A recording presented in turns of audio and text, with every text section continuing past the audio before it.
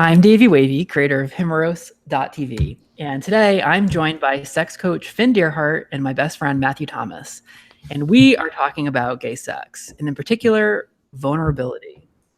So get out those tissues, nestle that head upon my bosom, and let's get started. Yeah, it's a cuddle episode. It is, yeah. Well, usually we use tissues to wipe our cum away, but today it's for our tears.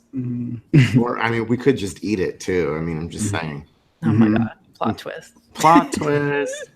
Anyway. Himeros Live is sponsored by Himeros.tv, the erotic website to enhance your experience of sex and sexuality. Created by Davey Wavey, we upload erotic videos to help you have better sex. And then we discuss them on this podcast. And here's what's really exciting. This week we have something new that we launched, which is because you guys are obviously listening to the podcast at home, we're offering a special 20% discount.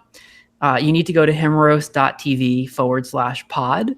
So HIMEROS.tv/POD, pod as in podcast.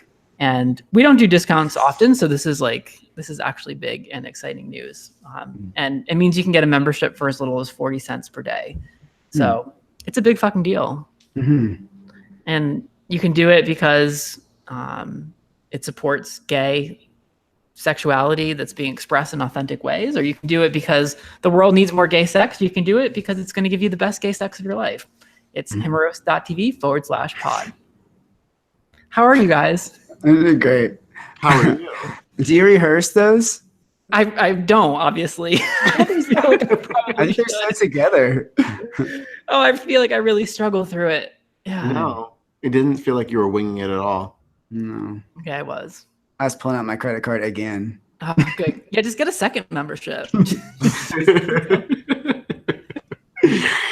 have a full house, and especially because we're discussing a topic that I feel like we all have a lot to say.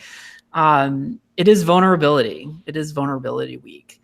And I guess I'll start the podcast by explaining the video that we uploaded this week, which is titled The Reveal. You guys can watch a free preview of it on Himeros TV. And it features Adam Ramsey and Max Adonis. And Finn created this concept.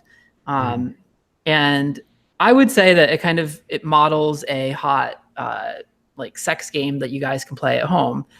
And the idea is, at least as I interpreted it, is that we often don't let ourselves be vulnerable. We tend to be like a bit more guarded. And that's especially true when it comes to our sex. But if you do open up and if you do really let someone in, it leads to deeper intimacy and better sex. So the game that Finn created and that you see in the video is that Max and Adam are on opposite sides of the room. And Adam says an insecurity, which I don't remember what it was. It was something like, when I messaged you, I thought you were way out of my league and whatever it was. And then after you express the insecurity, they take a step closer together. And then Max has an insecurity, something he's struggling with. And it could be, it could be anything. I don't feel like my dick is big enough to please you, or whatever it is. And then they take another step closer and the game goes on, and eventually you meet face to face. And then of course, at that point, you blow and suck and fuck the bejesus out of each other. And I don't know about you, but I have a lot of bejesuses in me that need to be fucked out. My bejesuses haven't seen the light of day since 2008, probably. Anyway, so obviously we're going to break all this down, but Finn, I guess let's start with you. And what is it that you wanted people to get out of this video? I wanted people to think about how whenever whatever is happening, like if we're in a conversation with somebody or if we're having sex with somebody, like the video, whatever is going on in the background inside us is part of what's happening in real time. Even if we're trying to conceal something, it's kind of there. And sometimes it can be a really overpowering thing, and we're trying to run all this interference to stop that process from happening inside, instead of just being authentic and saying like, hey, I'm really nervous right now. And getting that out. And then you have the relief of just letting all that go. And if, in this, what I wanted in this video to really capture, and I think that they did really an awesome job doing, is just that, like, just bring up what's actually in the room and then using that, because that's like fuel for the erotic connection. So if we're trying to hold back part of who we are, but we're trying to connect with this person, we can't selectively just mute one part of our experience. Like, that's going on whether we want to or not. So if we can open up a little bit and trust and let that other person open up and trust too, then we can actually feel a lot more. Like, it opens up more capacity to feel. And I think a lot of times, especially in sex, because we're so vulnerable, we try to hide so much. And it kind of takes away from the experience. Have you tried this game before? Totally. So was this a game that you thought up originally, or did you kind of get it, like, pick it up from someone else? No, it was my idea. I mean, I think it's important, depending on what kind of experience I want to have. And I think this is really good for the viewers too, to think about, just depending on who you're having sex with, that's going to determine how much intention you want to put into this exercise, So for me, like, sometimes it could just be acknowledging a nervous feeling that's coming up just in that one moment, something really superficial, but that it's going on. Or, if it's with your partner and you are feeling comfortable going a level deeper with your partner, then you can let them in on something that's really, really intense for you to share. And it's going to bring you closer together, hopefully. So, Matt, yeah. I can just see it in your face that you have. Like, I'm listening. I would say, Matt, well, I'm curious what you think, because I would say you in particular, I would put into the category as like a person. Don't put my business on Front Street. I would just say that you're very guarded. And you're proving my point. You're very guarded. And I've known you for like 16 years. And I often don't even know how you feel about things or what your emotions are. So how did this... It was just honesty. How did this video sit with you? I thought that in theory, it was a great video. I could see myself doing this exercise, and I actually have done this exercise one time. It was the difference in what we did was we both said things about each other sitting in front of each other, but as we did, we would take turns taking off someone's article of clothing. So I think that in theory, I think it's a great exercise, and I think that people should definitely try it if they haven't. I think that, you can obviously do it as a hookup and still have that type of connection, but I feel like there may be more value in doing it with someone that you're building something with, personally. But in theory, it was great. The video. Here it comes. Okay, have you seen The People's Couch? It's that show that used to be on Bravo. Have you seen it, Finn? No. Tell me. I haven't seen it. What it is, it's basically people that sit on the couch with their popcorn and their soda and they watch reality TV and they like critique what happens on the episode. So I'm sitting back here watching. I hear Dave's voice, and he's not whispering this time. But like, I hear your voice, and then like they're sitting across from each other. This guy with the beard is like touching his nipples, and it's like he's like hot and ready, and this other guy's just sitting across looking at him with this smile on his face. And I'm like, all right, what's going on, guys? And the first guy with the beard starts talking about how you're so fucking hot. I can't wait to have sex with you, but like I'm nervous whether or not I'm gonna please you right. Then the other guy's like, I've been thinking about this all day. I like that this is like blow by blow. Listen. I've been thinking about this all day. He says your ass looks so amazing. And then when he says it, the music stops. and then he's like, so are you. I'm like, that is not even like a little bit sincere. It just took away from it. And then he's like, your ass looks great. But I'm like, he's sitting on his ass. I can't even see it. Why are you talking about his ass?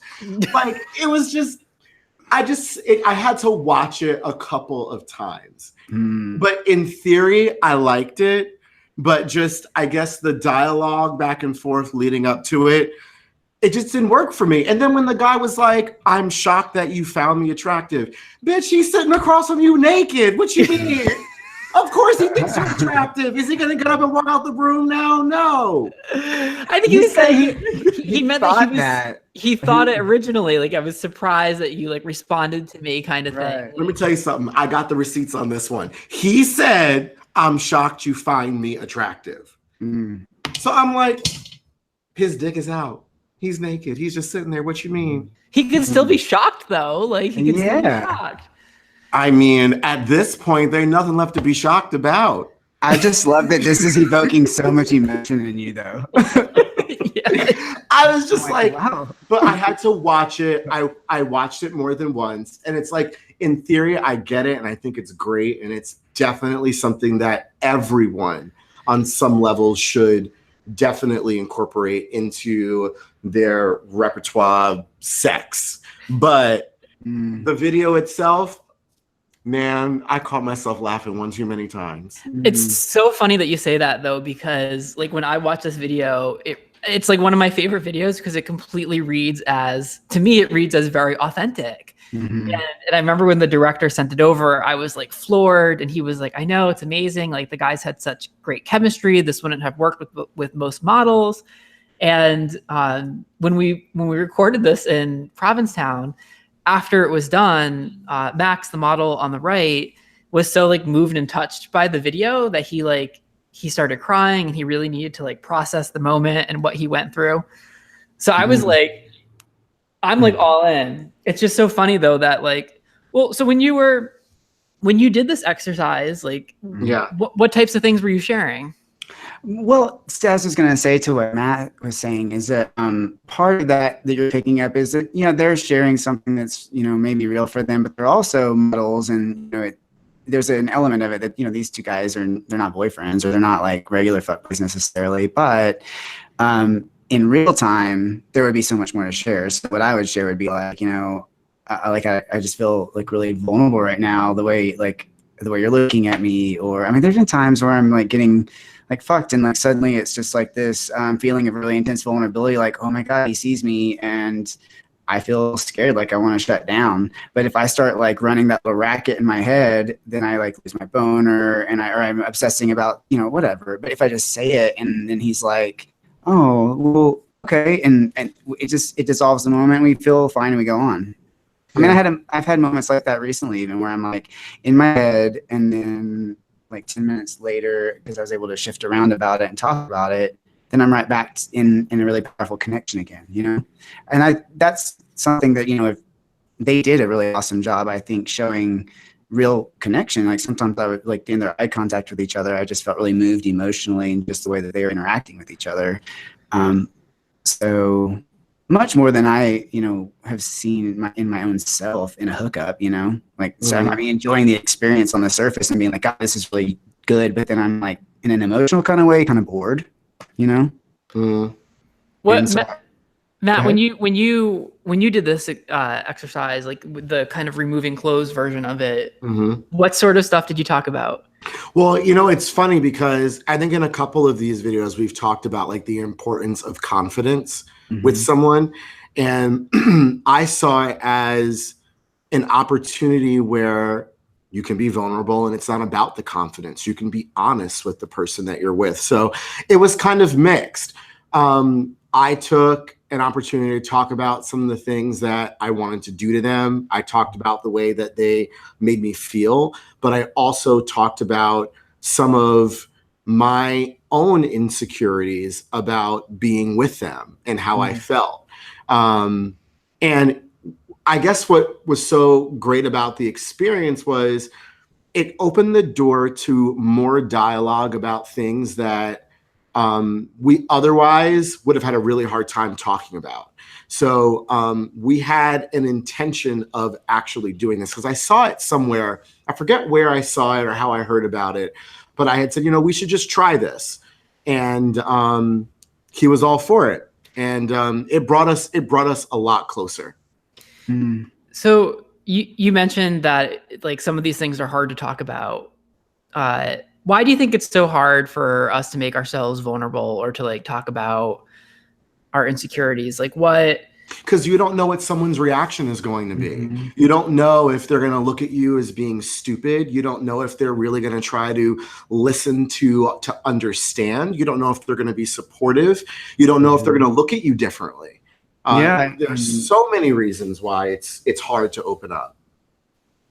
Yeah, I agree with what he's saying. And too, like those parts of us that are so tender and vulnerable, those are like our child parts that are unhealed still, or like, you know, had crises with mom and dad or with school or the playground. And so then, yeah, when they come up, the other adult parts of us of ourselves are looking at that and feeling a little bit of like embarrassment about it or shame or wanting to kind of shut that process off, but it's still exploding. And you're like, in child trauma, you know, so we don't want that to be seen, especially in sex where there's so much writing on the line in our minds. Like, you know, it seems like something we don't want to bring in, because the moment shut down will be rejected, or, you know, we'll kill the moment. Exactly. I was just going to say that, killing the moment. You don't want to do that.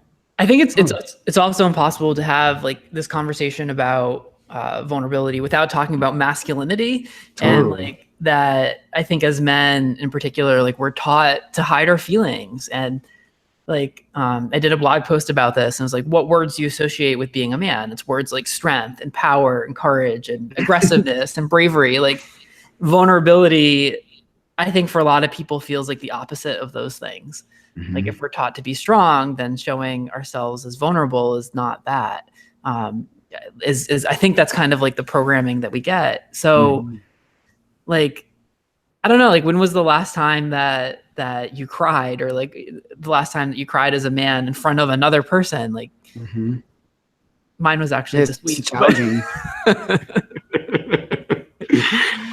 Yeah. Recently, in fact, my partner and I were reading a book together that was really emotionally impacting on us. It's just a story that it was really beautiful. And at the end, I started crying, and I felt ashamed of it in front of him. I was like, oh my God, I'm so silly. I'm crying about this book. But then he was crying too, and it felt amazing. It was a powerful moment for us. Like, and I just like, how am I like, I'm telling people to open up about their feelings, and then I'm having this like, oh God, I'm so almost, you know, feminine or something. It's judging myself because that was programmed into me a long time ago. Yeah. Was this in front of your partner? Yeah. We were reading Song of Achilles. It's a book about Achilles and his gay lover. It's amazing.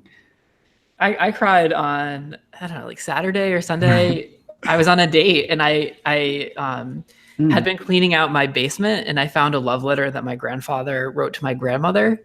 And they've since both like passed away. And I have it here somewhere. But so I was reading it to him. Hang on. Okay. Do you want to hear? It's pretty quick. Okay. It's I do. This is cool. Okay. And all right. So this is what he wrote. He was 91, by the way, when he wrote this. Wow. It's so nice to wake up to coffee with you in the morning. The coffee has never tasted as good as it does with you in the morning. At 91, we wonder what the day will bring as we thank our lucky stars for the past 68 years together, having coffee with you every morning. We will face the day with a smile, for we are together for another day, a day of life, laughter, and love, for us to add to our wonderful memories. Memories of our younger life when Franklin Roosevelt was president and World War II was about to start. Coffee with you in the morning had to wait until after the war. When we started to have coffee in the morning together, that's when I noticed your wonderful smile, and it empowered me to do my best all day long. Now that our boys are young men and we reflect on those years, we can still smile. Life has been good to us. Someone above has had a hand on our shoulder all along. So let's have that cup of coffee together. That's awesome. That's so sweet. Cute is that? Yeah. I just think like when you read that, it's like men are emotional. Like we have feelings, and I think we're just taught to hide them. And that as a result of that, it just makes us and the people around us suffer because of that. So I don't know. With my grandfather, like he was a straight guy, obviously. And I think if you're lucky, like he was, you find maybe that one person that you can open up with, like my grandmother. But lots of times I feel like straight guys just have to play that like Mr. Tough Guy role. Totally. Well, it's funny. Like, I wonder if some of them even know how.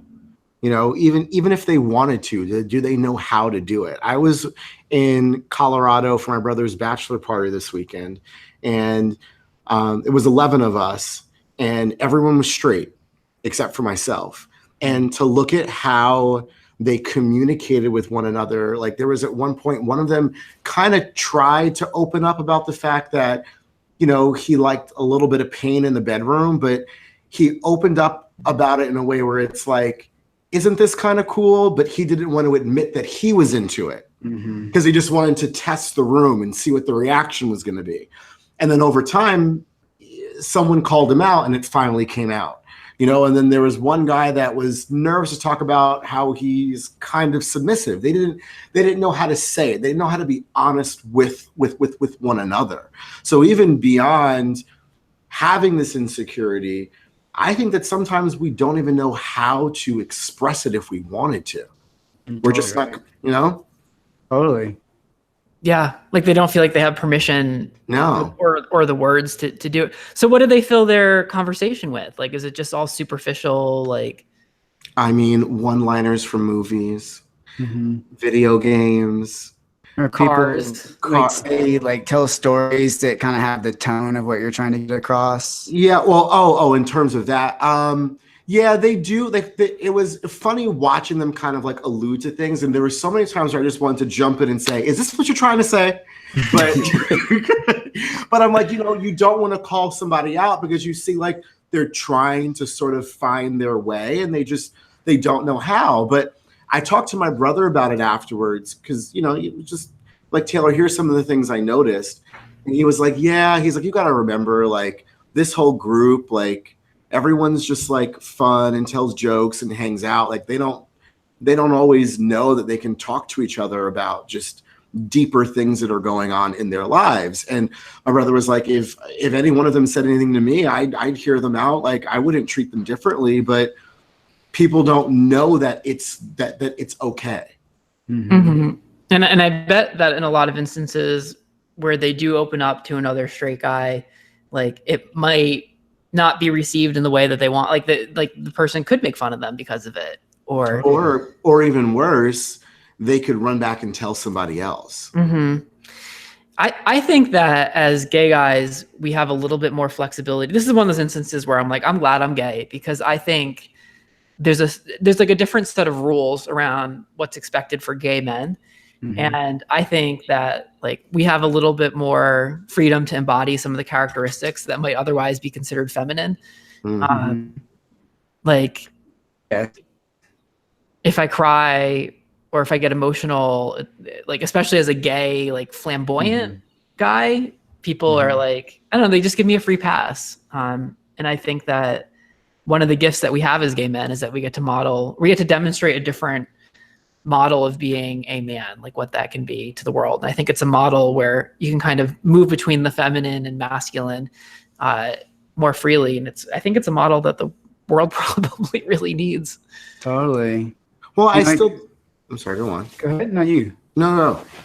Well, I was going to say about the feminine part too, Davey, is my experience in that space was that those characteristics are what made me a target so much and what got me beat up when I was a kid. And those were not characteristics that I wanted to really embrace and be powerful with. And I think that a lot of guys have that experience too. And even back, tying that to the sexual conversation, and is that we're socialized in this way, like you were saying, that we don't know how to talk about our feelings, or we're not supposed to. But sex brings up so many feelings, and it can really be challenging for men in our culture because our social context is one of like don't feel. So sex can be really hot when we don't have to feel, but when we have the feeling come up, which is inevitable at some point because it's a part of who we are in our hearts, then it's just like, really, how do we deal with that?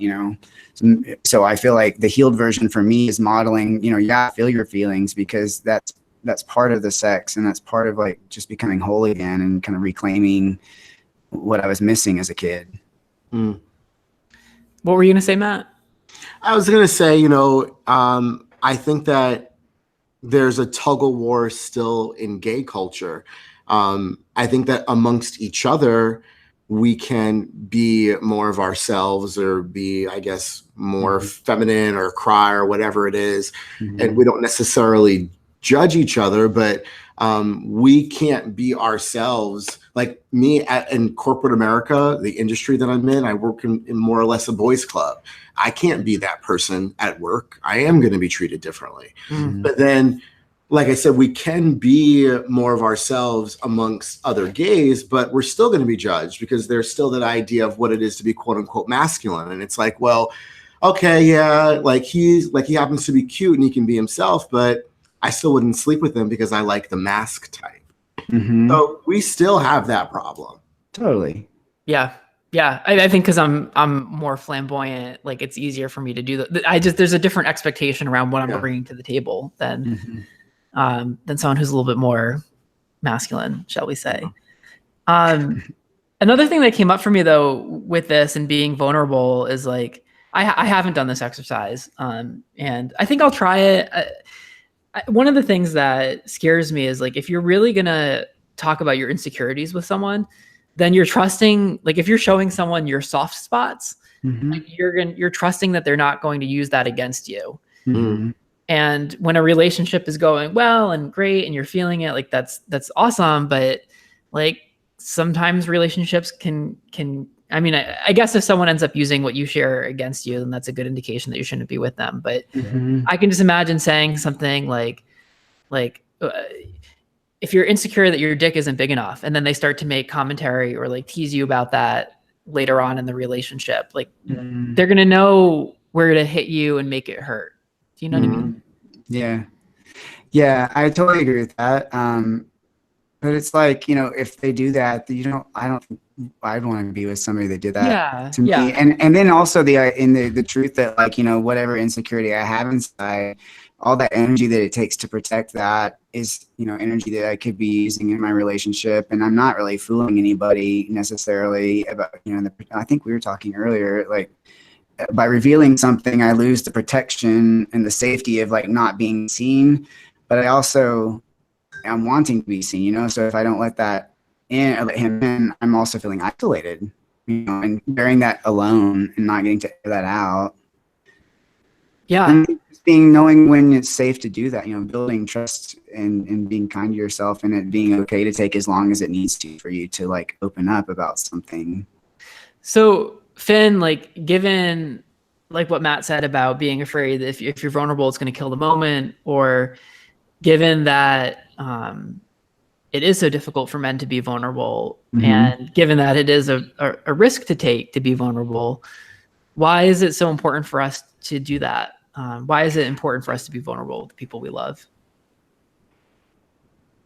Because it is the key to being authentic. So it's just personal anecdotal. If I'm in a moment in sex and I'm feeling some uncomfortable thing and I have to mask that by performing, I'm not being authentic. And if I'm worried about killing the moment because of sharing something and I don't share, I almost always kill the moment with just awkward energy.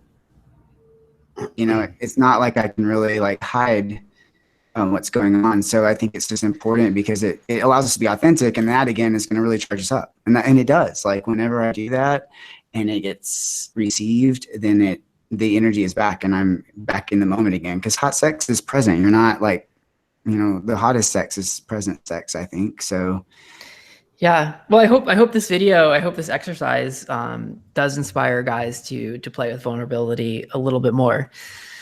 So we have a few questions to get to before we wrap this up. If you guys have questions at home, please send them to Davey at daveywavey.tv so we can answer them on air. Question number 1 is one topic that you guys seem to mention in the podcast but haven't talked about in any depth is fisting. Personally, it is my favorite sex act. And I was wondering what you guys' experience is with fisting. Is it a subject for an upcoming shoot for the site?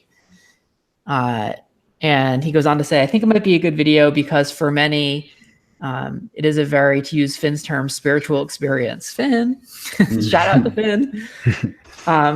Plus, I think seeing a video on it that doesn't necessarily fetishize it would be a good thing. It could help others see the amount of trust and connection needed for such an intimate act. and it would destigmatize it as being gross and uber perverted in the way most guys see it. So I can't tell you how many guys on Grindr automatically think that my asshole is broken because I enjoy it. It is very disheartening. Just my thoughts. Love the podcast. So I'm here. I'm really excited I'm excited to hear from this person, and I do want to see more representation about not just this sex act, but all sex act in a symbolic way, and like what it means to people. And like he was requesting it not being just fetishized, but to like show the significance. So I'm just hearing that it's significant to him, and people that connect with that act would enjoy representation in a way that's not fetishized. Yeah. Strictly. Yeah. No, I appreciate the honesty here. I can say that we haven't planned to put it into a video yet. Not that we wouldn't. Yeah, I have to admit that like it's probably one of those areas where there is a lot of stigma to tackle, and there's a lot of juiciness to get into. We have kind of a running spreadsheet of like fetishes that people submit that they want to see in our content. And there's something really fun about like breathing life into those fetishes and making videos on them. So stay tuned. Yeah. I appreciate that person revealing the significance of it to him. Yeah. Great. Well, great question. Question number 2, I'm a top. And in some cases, but not all, when a guy is done giving me head and I go to fuck him, I lose my erection. I don't know if it's nerves or lack of personal or intimate connection. SOS, please help.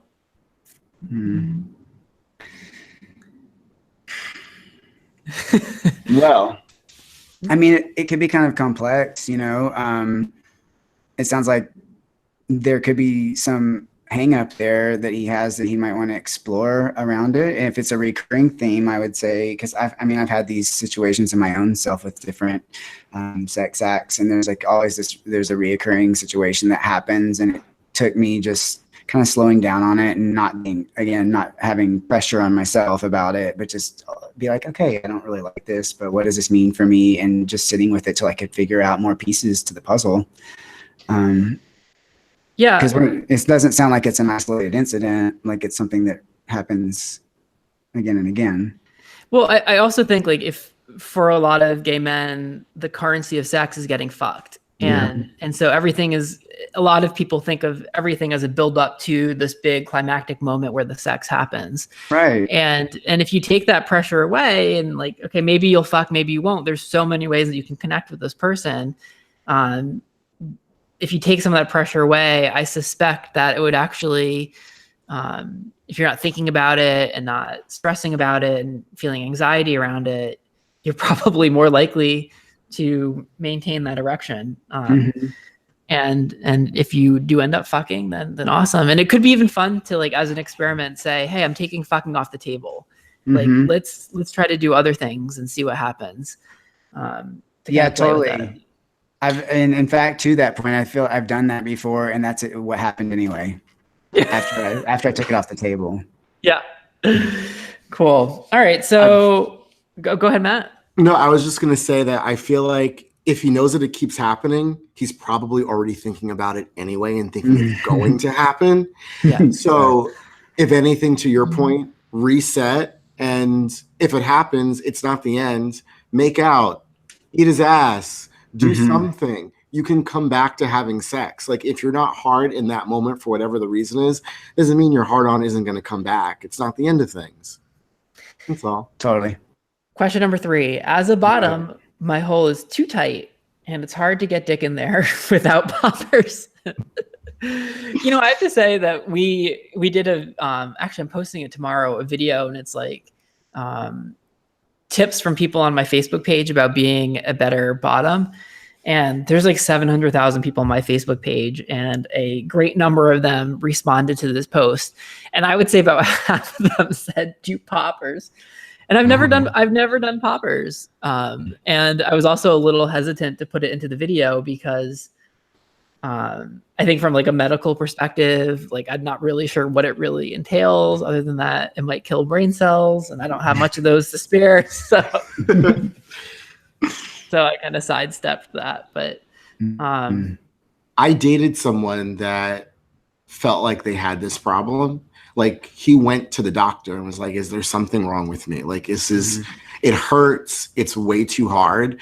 And legit, it just, we had to take more time with it. Like, and it was actually a learning experience for me too. But I would just say you need to take your time. And also like, this is a bottom. I mean, we did a video about opening up, how to open up a bottom, and that's for tops to know. But the thing is, like when you're a bottom and you're tight, not every top that you encounter is going to know the techniques. And so sometimes you really need to take the initiative to learn what it is to open yourself up and then communicate that to a partner. Cause I think a lot of them are just watching porn and thinking they can just kind of slide it in. Yeah. And so you might need to say, okay, hold on, like slow down. I've had to do this before. Like, and this is how it's going to work. And here's the position that I need to start in. And like, here's the lube that we're going to use. Yep. And when they start to push, you say, no, I'm not ready yet. And you really, I'm such a bossy bottom, but sometimes you gotta be. Yeah. You can like clench and release. You like squeeze against it and then exhale and relax, and then squeeze, inhale, exhale, relax, and that can help you sync up your breath and your nervous system with the muscle too. Yeah. All right, lots of good stuff there. So just to wrap things up, make sure you guys visit himeros.tv/pod to get your 20% discount on your himeros.tv membership. Next week, we will talk about spinning the bottle, and we may even have a special guest, Brad Amberhart. So fingers crossed that pulls through. In the meantime, make sure you guys join us on himeros.tv. And Finn, where can people find more of you? Look me up at finndeerhart.com, FINNDEERHART. Awesome. Thanks, guys, for tuning in. And as always, more to come. Bye. Bye.